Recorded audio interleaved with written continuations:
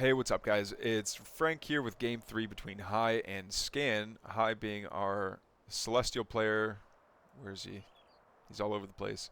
And Scan is the Vanguard player. So on Furious Resolve, it's a little bit of a different setup. We're not going to see as standard of an opener from our Vanguard player, just because of the improbability of not knowing where you're going to not knowing where your opponent's going to spawn means that the scouting action in the beginning adds a little bit of variability in the time. Like, if you know where your opponent is early on, you can kind of follow a build order a little bit more closely. But if you don't, you're kind of stuck. You're kind of stuck, like, just scouting around, hoping that you blind counter something. Anyway, the arc ship over here is just going to act as a Therium collection point, but we did see a creation chamber go down, but the past couple of games we've seen that the creation chamber is just the tech building. It's just the precursor to the Star Forge, which then turns into Vector, Vector, Vector. In fact, I think this whole series might just be practice for Scan on how to counter vectors, or like how do you deal with vectors once they're on the field. Okay, now that we see a oh, health cap eats the health cabbage early. Interesting. I wonder if that was just to deny it from his opponent, or what. Yeah, doesn't get any experience from it. Anyway, meanwhile, back at the Vanguard natural, we see yeah, just 6 bobs on the production there, or on the mine, excuse me, and a barracks. Now we're also going to see a little bit of SimCity, but I think Scan knows that SimCity doesn't matter all that much against vectors. If anything, I would say that building on the high ground right here would be more important, just because vectors need that high ground vision, or basically they're gonna mess with the cliffs a lot. So being able to build straight onto the high ground would be very helpful for Scan, but we'll see what happens. Nothing going on in the main really. There we go. Yep, and there's the surged Vector coming out, as well as recall being made for being upgraded at the Ascension Matrix.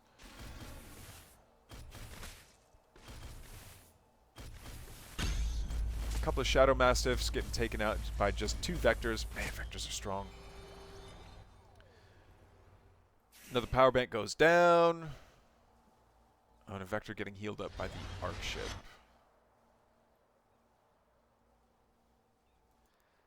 Okay, so are we going to see a little probing attack here from High? I think we will. He's going to come over here, see both barracks, see the sentry post coming up. Oh, but the sentry post is light armored, so it's going to do bonus damage. I think it could have taken it out, honestly. It could have just stayed there. Three vectors could absolutely take down that sentry post before it finishes. Again, I think a buzzsaw. Oh, he's making a flat cannon instead, though. You know what? I don't know how I feel about that. So throwing the Exo inside is going to give it a flat. Oh, 1 vector taken out by a creep. That's a little sloppy, but okay. So let's look at the stats here. So it doesn't do bonus damage to light or any armor types at all. The buzzsaw cannon does do bonus damage to light, and it has a bouncing attack, but the flat cannon does have AoE. Oh! Enemies here. There we go. So now, yeah. That's what I was worried about. Being able to scan onto a high ground, and then the vectors just bounce right up. But there's already a flat cannon over here as well. And the solar hab. So the solar hab isn't just for production buildings. Like, putting it on a turret. There we go. You see the attack speed is increased as well. So its attack speed is decreased. It's faster anyway. By, let's see here. It's a solar hab. Oh, we don't get the tooltip. Oh yeah, we do get the tooltip. I think it's by 20%. I want to say it's 20%. Anyway, so now that the vectors see that there's all this static D that's going to be highly effective against them, I guess they just go back to creeping, but I don't know that that's the right move, because every time that the vectors every second that the Vectors spend not containing or not harassing the Vanguard player is time that Gravens are going to be coming up. And Gravens, so we did see the Gravens in game, what, 1 or 2? And they're super good against the Vectors. Just being able to... But the problem that we saw in the previous game was that there were only, like, 2 Gravens that managed to get out before, like, production was just being camped and like, they could never get up in good numbers. But once there's enough Gravens out and they start sticky bombing like crazy, then microing all these Vectors just so they're not getting in the AoE of one another is going to be really hard.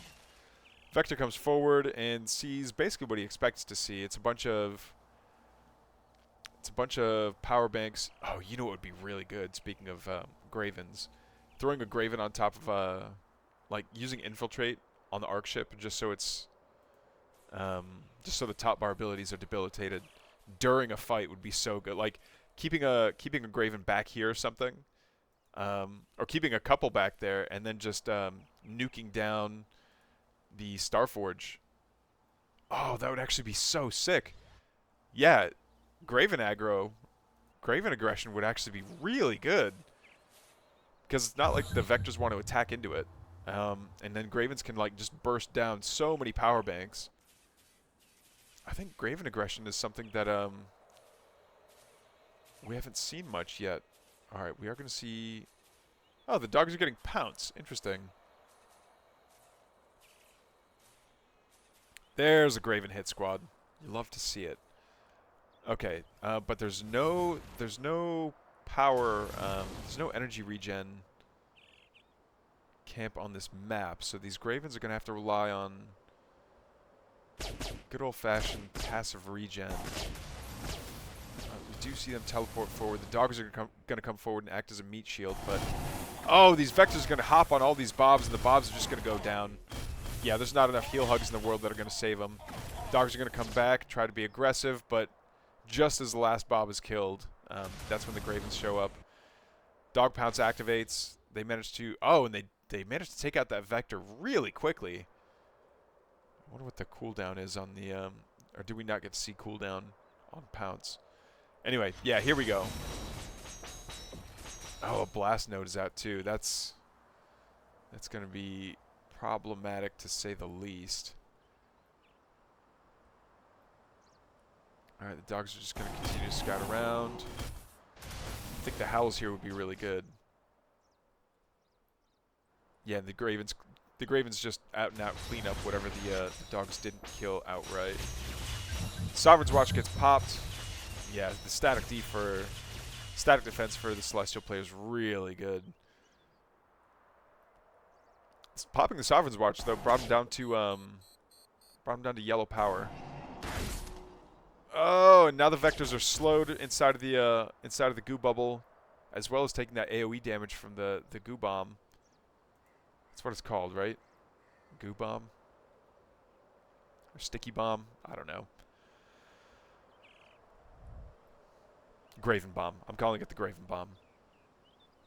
Alright, Vector's coming back for a cheeky little backdoor into the main. Sees the... Oh, he's going to jump on top of the flat cannon, but sees the Bobs that are power healing it and decides not to go for it. Sees more Bobs over here, but there's Gravens here to defend. They sticky bomb 2 separate clumps of Vectors, which end up taking a lot of damage. They have to Delta jump out. But that means that the dogs are going to chase them, and if they do decide to teleport back, the Gravens are going to be waiting for them. This is actually sick anti-Vector play. Alright, Pounce activates on that one pupper, but it gets focused down. Is that Vector in the back going to get taken out? It does. Doug gets promotion out of it. Yeah, now I think our Celestial player understands he's in a spot of trouble. Alright, we see the high veterancy dog take the cabbage. Good. No, Blast Nodes are so good. Another Sovereign's Watch gets popped. Oh, and this is just so much damage. Oh, an Infiltrate going down on the Ray. The Ray gets taken out. All these power banks get taken out, and nodes, I should say. But I think that was the cost of a lot of dogs. The dogs aren't necessarily expensive, but losing a lot of them is still a feels bad man moment. Okay, so we also see sabers on the field as well. I don't know what the sabers are for. Sabers are an anti-heavy unit, but we don't see any heavy units on the field. All right, Legion Hall going down, possibly for Seraphim and a Guardian Nexus. Okay, so this is just a full-on macro. Like, let's build every unit in the roster and see what sticks. Hey, the machine lab just finished. I've never seen that animation before where like all the boxes, maybe it didn't just finish, but like when you first go over to something that's freshly built, it plays the freshly built animation, and all the boxes like fall into the stack when that happens. Kind of cool. Dogs are going to come over and see a million billion nodes. Link node, strike node, a surged strike node. Yeah. Oh no, that's just so much damage. Are these Graven going to be able to take out that? They will be able to. Oh no, they barely don't get it. Oh, that's rough. But now High is being forced to spend so much money on these on this static defense. I know Celestial is like the building faction, but they're really just throwing so much into static D that I'm worried they're not containing the yeah, look at this. Look at how many extra bases Scan's on now. Scan's managed to go out to a 5th. Scan's economy is just going to be insane. And you know what? With all these light structures, all these low HP structures, I'm wondering if helicarriers might be a good bet here. Like, okay, your opponent can build Cabal and they kill a bomber, and they use up a bunch of energy like grounding bombers, maybe. But in high enough numbers, I think helicarriers could do so much damage here. Meanwhile, the Gaunt Exo Scout Ball here. This is a comp I've never seen before. There's the helicarriers. Oh man, it feels good as like an up and coming caster that's not, not doing any premier tournaments or anything. When you make a call and then a couple seconds later you see it happen, it's very validating to be like, yes, maybe I do know what I'm talking about. Maybe. Jury's out. We'll see. The scouts are not scouts. The exos are also anti-heavy units, but is that the transition that we're seeing? Oh man, this is so many animancers is really interesting. By the way, Frost Giant, if you're watching this, we need some tooltips on what spells they have available. There's nothing here for the Animancer. It's not even anything that's like grayed out or locked behind like a little lock icon. It's just straight up nothing there. Oh, a couple of Graven come by and scout, but there's no detection. Oh, throws down a couple of sticky bombs there. Sticky bombs get great connections, and they're just slowing down. Like, those sabers were already so slow, and now they're just like crawling along. Okay, so it's Animancer, Vector, Argent against. What is this fight? This is kind of crazy. I like it. All right, we see the fidget spinners up. There's a huge bombing run that goes down. Beautiful connection there. Takes it like fully takes out half of the Celestial army, and now the but the Gravens are stuck in that Dark Prophecy. They have to get out of there, but they leave a little bit. They go a little bit too far. The Exos are getting taken out as well, but now it's Helicarriers versus Argents, and oh, the Dark Prophecy's hitting the air there. Wait, I think we lost game sounds. All right, the game sounds are coming back intermittently. That's interesting. Okay, so I think we've got Graven noises, but we lost the projectiles. What is happening? I need audio cues. What is happening? All right, so now we're down to 2 Graven and a Helicarrier versus so many Sabers that aren't going to be able to do much, but the Helicarrier can move and shoot at the same time, which is nice.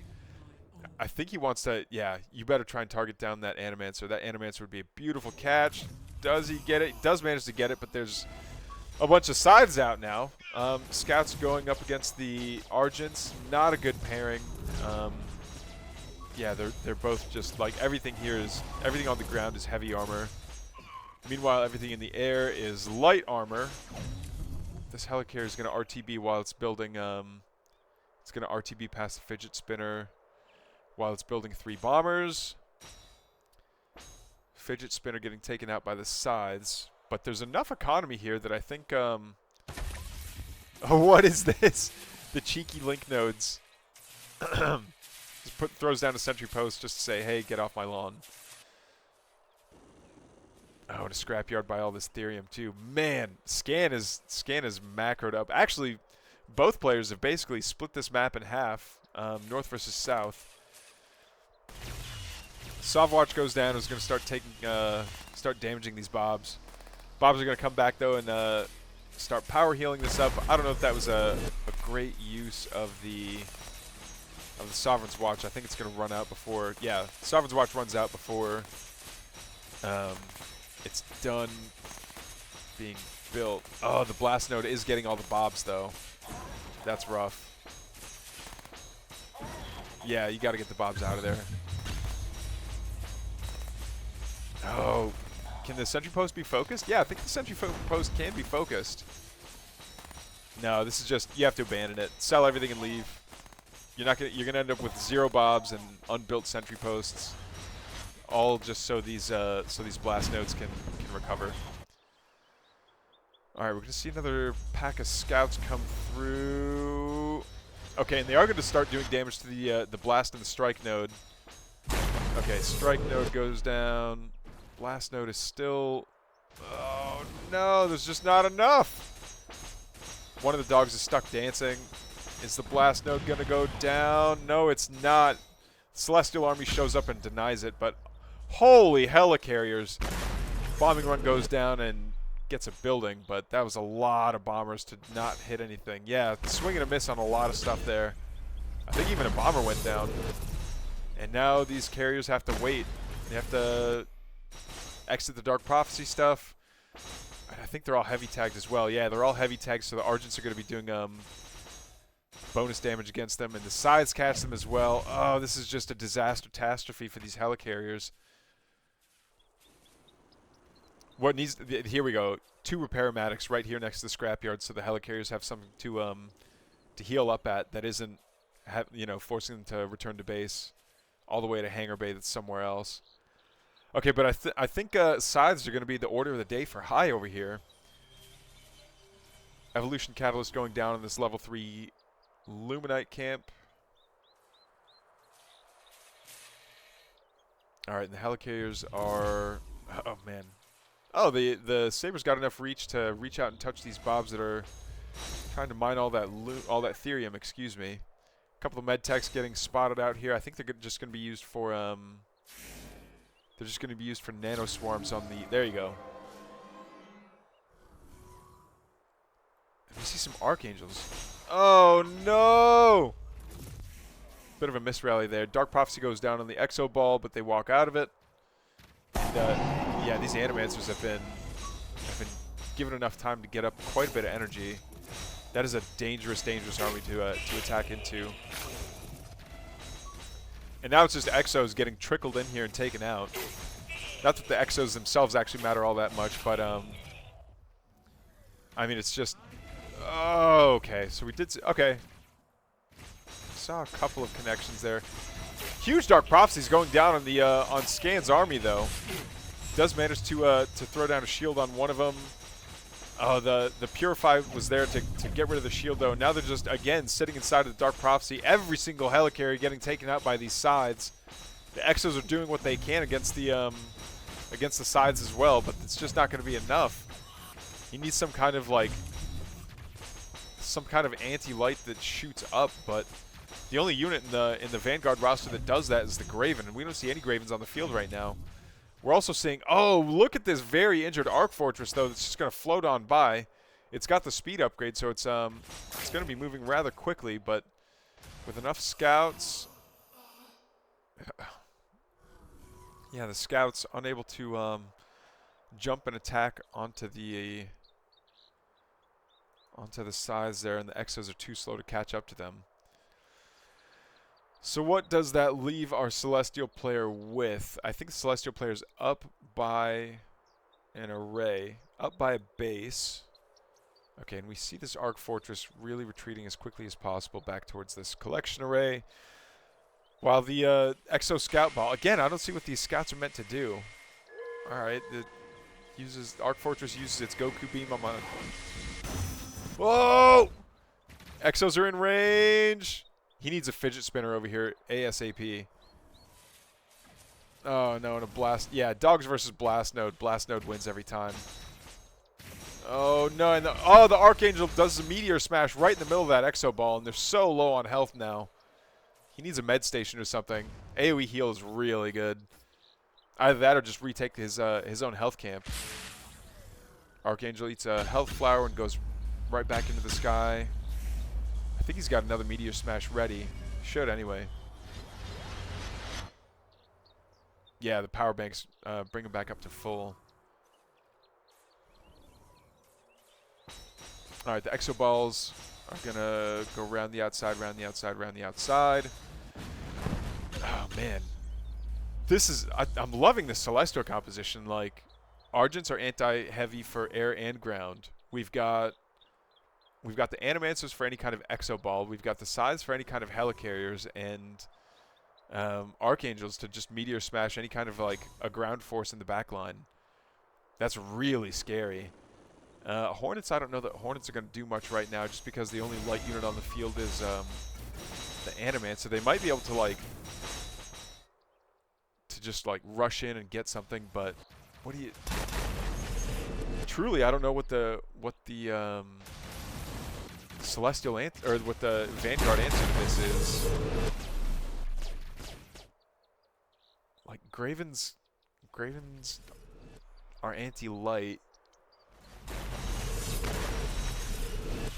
And making Gravens just to attack the sides wouldn't work. I think these Exos are going to be a good pairing against the Archangels, but they actually need to get into range of the Archangels. Archangels can still attack air units. They're an air melee unit. See a bunch of bombing runs go down, but I don't think they took care of enough air units. And yeah, these Helicarriers are going to just stand in the Dark Prophecy again. Okay, there we do see a Graven throwing sticky bombs, but finally there's the GG from Scan. That was a 24-minute game on Furious Resolve. GG's, guys. Thanks for the submission.